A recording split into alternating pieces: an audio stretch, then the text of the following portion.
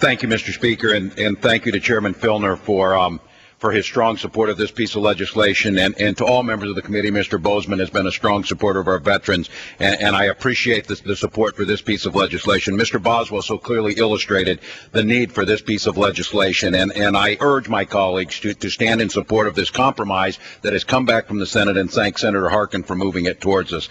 As I spoke on this bill and this piece of legislation in March, the numbers show that veteran suicide and mental health issues are urgent issues that requires Congress's immediate attention. Although veterans make up 10% of our population, 1 in 5 people who commit suicide in the United States is a veteran. A full 35% of our veterans returning from Iraq are seeking counseling for mental health issues within the first year. PTSD is fast becoming a signature injury of the wars in Iraq and Afghanistan, and the Veterans Affairs Committee have seen in countless hearings that the need to expand care is there. H.R. 327 will meet this need by directing the Department of Veterans Affairs to offer mental health screening to veterans, providing education to VA staff, contractors, and medical personnel, and making available 24-hour mental health care for veterans who are at risk. We will alleviate some of these hardships. I urge my colleagues to support this legislation because of the critical service it will provide.